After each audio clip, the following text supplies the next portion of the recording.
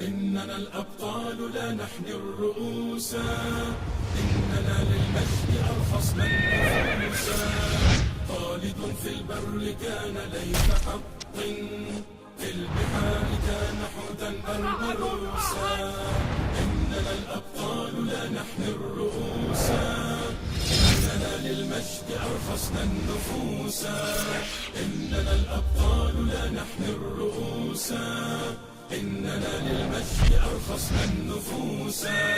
خالد في البر كان ليث حق، في البحار كان حوتا بربروسا. بسم الله الرحمن الرحيم. الحمد لله رب العالمين، والصلاة والسلام على رسوله الأمين محمد وعلى آله وصحبه أجمعین و من تبعهم بإحسان إلى يوم الدين. بینندگان عزیز و گرامی شبکه جهانی وصال حق، السلام علیکم و رحمت الله تعالی و برکاته. باز هم با ادامه قسمت که در مورد قهرمان عبدالله ابن یاسین داشتیم و به پایان نرسیده بود. البته در قسمت گذشته در مورد این قهرمان گفتیم که چطور او از شهر نفیس به موریتانی جنوبی آمد، به جنوب موریتانی آمد تا مردم موریتانیا را به دین اسلام دعوت کند، چون آنها به نام مسلمان بودند اما از اسلام هیچ چیزی را نمیدانستند. اقسام و انواع منکرات و گناهان در میانشان عام شده بود. زنا با محارم، ازدواج با چند خانم بیشتر از 4 تا، یعنی از اسلام جز لا اله الا الله محمد رسول الله چیزی را نمیدانستند. این ابرمرد ما و قهرمان ما عبدالله ابن یاسین وقتی که به آنجا آمد و آنها را به دین اسلام دعوت داد، گفتیم که آنها دعوت عبدالله ابن یاسین را نه تنها نپذیرفتند بلکه او را با توهین و تحقیر از منطقهشان بیرون کردند. عبدالله ابن یاسین رفت به سوی سنگال. در شمالی سنگال بعد از سفر زیادی در صحراهای سنگال به نهر آبی رسید و کنار آن نهر خیمه خود را نصب کرد و از جنوبی موریتانی با او 2 یا تا 7 نفر، بعضی مورخین 2 میگویند، بعضی ها 3 و بعضی ها 4، بیشترین تعدادی که ذکر می شود 7. با 7 نفر کنار آن نهر خیمه زدن و به عبادت الله متعال پرداختند و همچنان این عالم و این دعوتگر به این 7 نفر دین اسلام را تعلیم میداد. از میان آن 7 نفر یکش همان یحیی ابن ابراهیم که رهبر قوم کدالی ها بود او هم بود، چون او بود که عبدالله ابن یاسین را به آنجا آورده بود. حالا این کار و این دعوت و این حرکت از این خیمه آغاز می شود با 7 نفر و استادشان عبدالله ابن یاسین. اینها وقتی که از عبدالله ابن یاسین می آموزند، بعد از هر فتره می روند به سوی قومشان، 2-3 تا از فرزندان آن قوم را با خود میارند تا نزد این شیخ بیاموزند و اصلاح شوند. همین سلسله ادامه می‌یابد. یک روز بعد از سپری نمودن 4 سال در این خیمه، با دعوت و تبلیغ و تعلیم و تربیه عبدالله ابن یاسین 1000 نفر در اطراف اینها جمع می شوند. البته هر تعداد اینها زیادتر می شود، خیمه جدیدی در پهلوی آن خیمه اولشان نصب می کنند که بالاخره نام مرابطین یا پیردهنده ها را با خود این حرکت می گیرد. بعد از 4 سال تعداد اینها که به 1000 می رسد، اینجا عبدالله ابن یاسین به این شاگردان خود، به این تربیت یافته های خود می گوید که حالا تعداد ما و شما 1000 شده است. انیال ما می توانیم که پس برویم به سوی قوم داخل شویم و هر کس خویش و قوم و اقارب خود را به اسلام دعوت کند. این 1000 نفر می روند هر کدامشان به سوی قوم و قبیله و خانواده خود، آنها را به دین اسلام دعوت می کنند. البته تعداد کسانی که به دعوت اینها می پیوندند هر روز رو به افزایش هست. در همین میان یحیی ابن عمر اللمتونی که زعیم و بزرگ قبیله لمتونی ها بود، او هم میآید به این دعوت و با این حرکت میپیوندد. با آمدن او تعداد زیادی از خانواده لمتونی ها با اینها میپیوندند که در ظرف چند مدتی این 1000 نفر به 7000 نفر تبدیل می شود.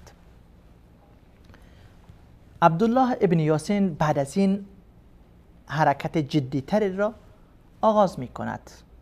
به شاگردان خود خطاب می کند و می گوید که حالا وظیفه من و شما دعوت دادن این قوم است و هر کسی که مانع دعوت ما می شود با او جهاد می کنیم. یا دعوت را می پذیرد به اسلام، درست داخل می شود، اسلام را می پذیرد، و یا هم با او جهاد می کنیم. و از اینجا اعلان جهاد را علیه کسانی که با دعوت او مخالفت می کنند و به دین اسلام درست داخل نمی شوند با آنها اعلان جهاد می کند.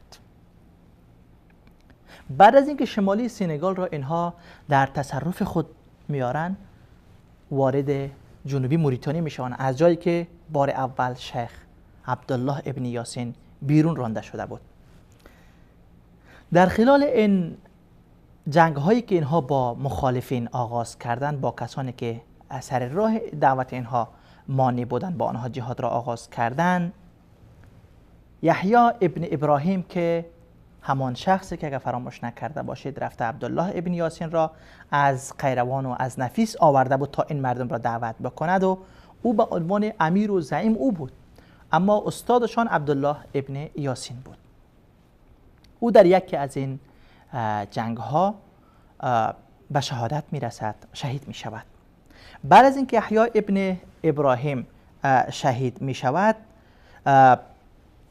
اینجا عبدالله ابن یاسین رهبری این حرکت را به جوهر جدالی که از قبیله همان یحیی ابن ابراهیم بود به او میدهد که این امیری مرابطین شود. او معذرت میخواهد که نه، این کار را من نمیتوانم و نمیکنم. سپس زعیم و رهبر قبیله لمتونی ها که با چند هزار نفر از قبیله خودشان با این دعوت پیوسته بودند، با این دعوت توحید و یکتاپرستی، یحیی ابن عمر اللمتونی را که از قبیله لمتونه هست، او را زعیم و رهبر و یا فرمانده حرکت مرابطین می سازد، عبدالله ابن یاسین. بعد از این حرکت اینها گسترش می یابد. حالا اینها منظم شدن، حدود 7000 نفر هستند، به هر طرف، هم طرف سنگال و هم به سوی موریتانی به دعوت خود می پردازند و هر کسی که مانع این دعوت توحیدی و یکتاپرستی می شود با او جهاد می کنند.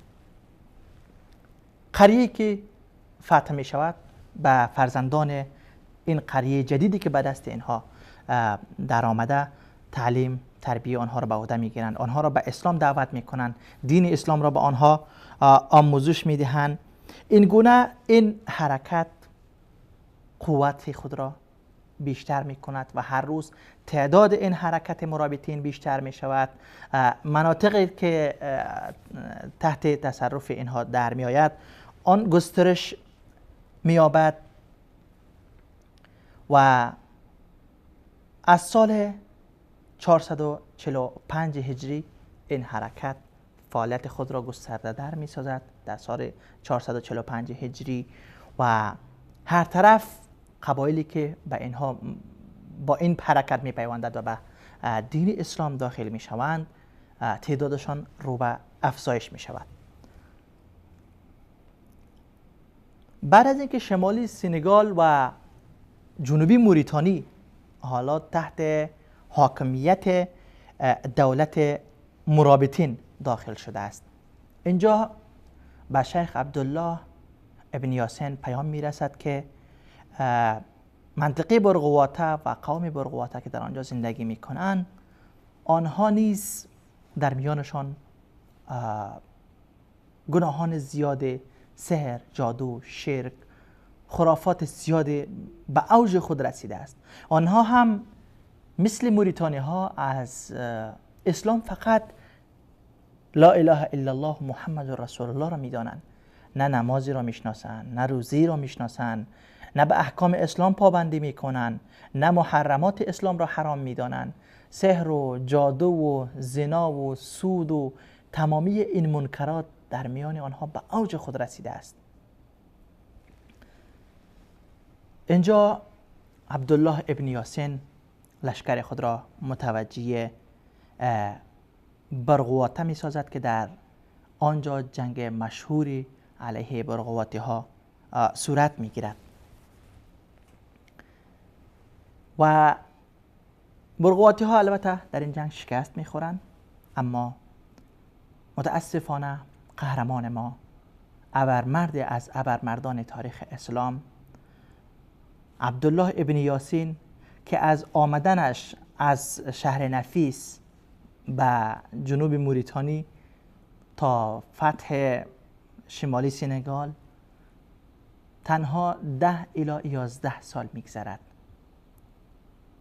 اما یک دولت یکتاپرست، یک دولت اسلامی خیلی خوب، یک دولت اسلامی مقتدر در منطقه تأسیس می کند و بجا می گذارد که بعدها این دولت اسلامی، این دولت مرابطین، تقریبا اکثریت مطلق افریقا با شمول مناطق زیاد در اروپا مثل اندلس و غیره در زیر حاکمیت این امارت مرابطین داخل می شود. در جنگی که علیه برغواته داشتند، عبدالله ابن یاسین رحمه الله تعالی، قهرمان ما و ابرمردی از ابرمردان تاریخ اسلام، تیری به او میرسد در خلال این جنگ، مجروح می شود، مجروح خیلی شدیدی، زخمی شدیدی می شوند که و در اخیر بعد از چند روزی به اثر همان زخمی که برداشته بود به شهادت می رسد در سال 451. اما قبل از این که وفات شوند یا به اثر آن زخمی که از معرکه برغواته برداشته بودند از این دنیای فانی رحلت بکنند، این پیروان خود و این شاگردان خود این مرابطین را جمع می کند. اینجا یک پیام بسیار زیبا، مختصر، کوتاه، جامع و مانع را به این شاگردان خود بیان می کند و آنها را توصیه و وصیت می کند. می گوید که یا معشر المرابطین، ای جماعه مرابطین. ما گفتیم که مرابطین یعنی پیردهنده های در خیمه که بیرون شهر، بیرون قریه که این قریه را پیرداری میکنن، آنها را مرابطین میگویند و از همان خیمه که شیخ عبدالله ابن یاسین نصب کرده بود نام این گروه و این حرکت به مرابطین معروف است و مورخین هم ایشان را با همین گروه یاد میکنند، گروه مرابطین. آنها خودشان را مرابطین یعنی پیردهندگان خیمه نشین با این نام خود را منصوب کرده بودند و موسوم کرده بودند. عبدالله ابن یاسین میگوید یا معشر المرابطین اینی میت من یومی هذا لا محاله. چون زخمی که در معرکه برغواته به ایشان رسیده بود زخم شدیدی بوده، یقین میکنن که دیگه از این زخم راه برگشت نیست. وفاتشان با اثر این زخمی که برداشتن قطعی هست. میگوید ای جماعت مرابطین اینی میت من یوم هذا، من حالت خود را که میبینم از این صحتیاب نخواهم شد، شاید من از اثر این زخم وفات بکنم، بمیرم. و انکم فی بلاد عدوکم، ای جوانان مرابطین شما در شهرهای دشمنانتان هستید. یک منطقه کوچکی از موریتانیا و سنگال به تصرف اینها در آمده. یک دولت نوپای اسلامی که در حال نوجوانی هست، در حال طفولیت و کودکی هست بگوییم بهتر خواهد شد. شما در میان دشمنانتان هستید. فایاکم ان تجبنوا، از جبین شدن و از جبون شدن، از بزدلی اجتناب کنید. بزدل نشوید، ترسو نباشید، بزدل و ترسو نباشید. فایاکم ان تجبنوا او تنازعوا فتفشلوا و تذهب ریحکم.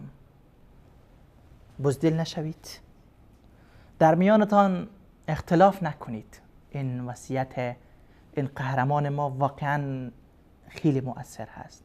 باید هر زعیم مسلمان، هر پدر، هر حاکم مسلمان به رعیت خود و هر پدر به فرزندان خود همچون وصیت را داشته باشد. میگوید بزدل نشوید، اختلاف نکنید. فتفشلوا، اگر اختلاف کردید ناکام میشوید. این حرکت شما، این دولتی را که ما تازه تأسیس کردیم و بنیاد کردیم، این تازه نونهال است. اختلاف شما، درگیری شما در میانتان این دولت نوپای را از بین میبرد. بزدل نشوید، اختلاف نکنید، تفرقه در میانتان ایجاد نکنید. فتفشلوا، اگر تفرقه کردید و اختلاف کردید و از همدیگر جدا شدید، بدانید که فتفشلوا، ناکام میشوید. این آیه قرآنی هست. اگر اختلاف کردید ناکامی مقدرتان هست، راهی ندارید دیگه جز ناکامی. و تذهب ریحکم، اون رعب و هیبتی را که خداوند حالا برای شما نصیب کرده است، با این جهادی که شما در جنوب موریتانی و در شمال سنگال انجام دادید و این مناطق را به تصرف خود درآوردید و حکم اسلام و دین اسلام و احکام الهی را در این سرزمین پیاده کردید، حکومت اسلامی نوپای را به نام دولت مرابطین قائم کردید. اگر اختلاف کردید، این رعب و هیبتی که در دل دشمنان شما حالا داخل شده است از بین خواهد رفت. و تذهب ریحکم، رعب و دبدبه و هیبت شما از دل دشمنانتان خواهد رفت.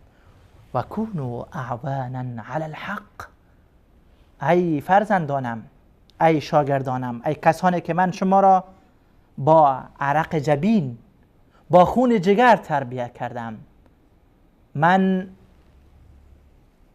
تمام نعمت و آسایش قیروان را، تمام نعمت و آسایش شهر نفیس را رها کردم، آمدم به این صحرای بیابان موریتانی و سنگال تا شما را اصلاح کنم، تا شما را با خدا بشناسانم و شما را به سنت پیامبر اکرم صلی الله علیه و سلم جمع کنم.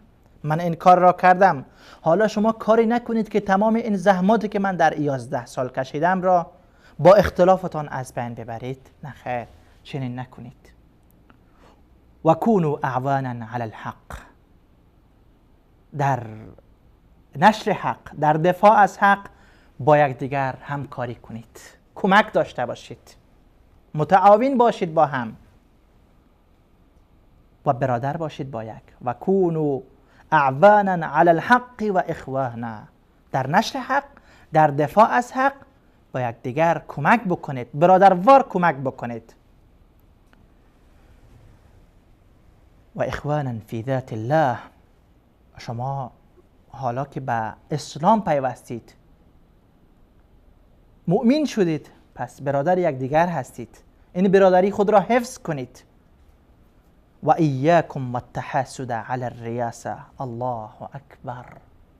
و ایاکم والتحاسد علی الریاسه، ای جوانان مرابطین، ای جماعت مرابطین، از تنافس و حسد بر سر قدرت و چوکی اجتناب کنید و پرهیز کنید. به خاطر منصب و چوکی و قدرت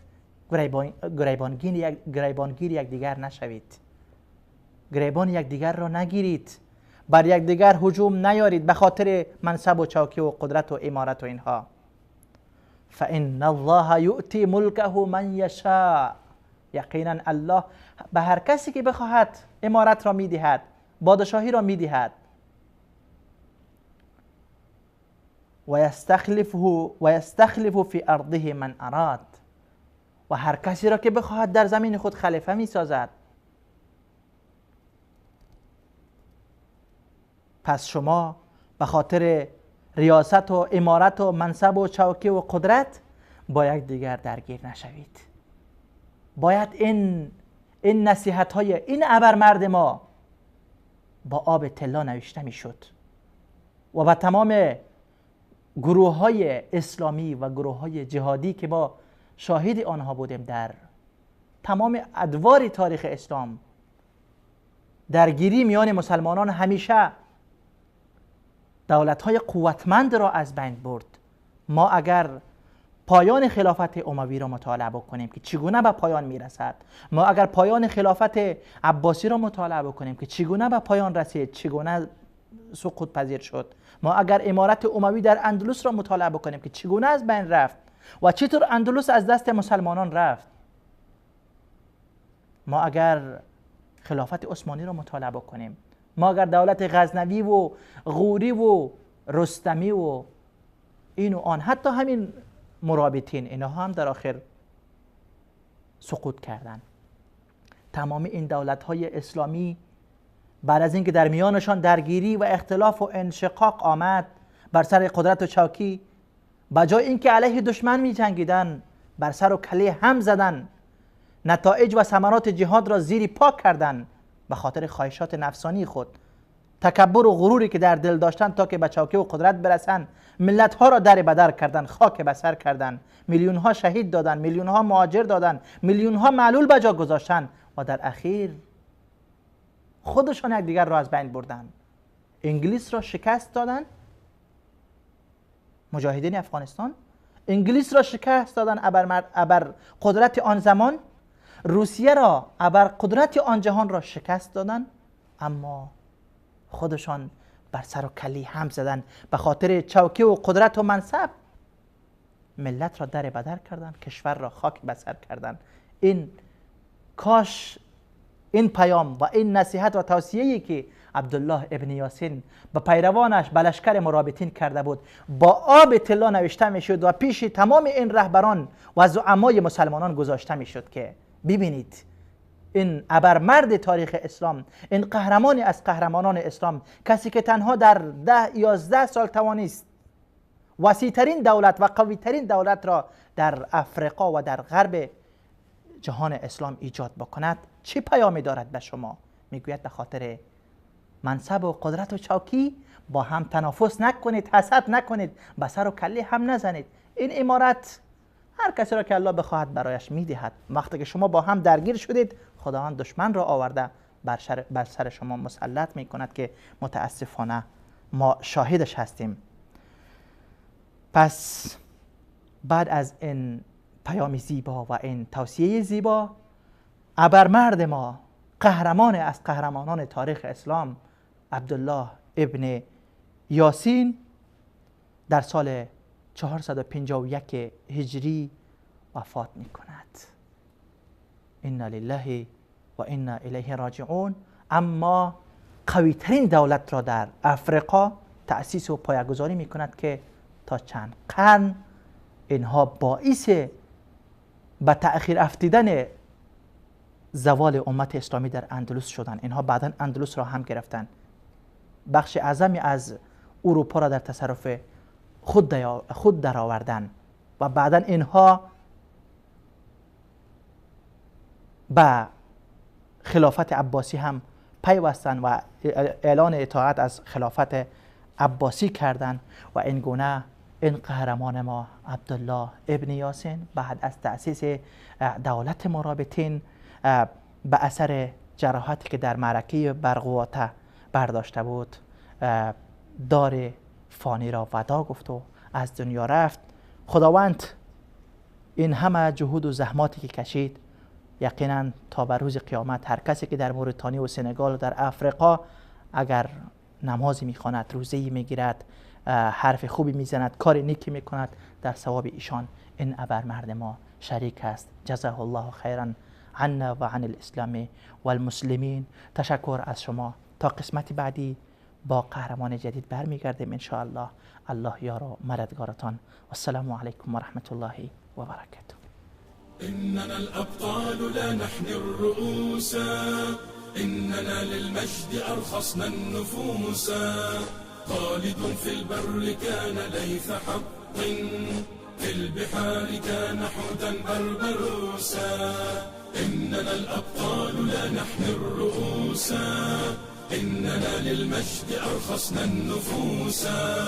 خالد في البر كان ليث حق، في البحار كان حوتا بربروسا.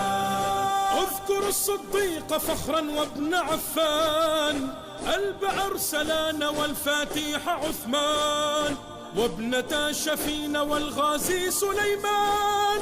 اسأل الرومان عنهم والمجوسا. إننا الأبطال، إننا الأبطال.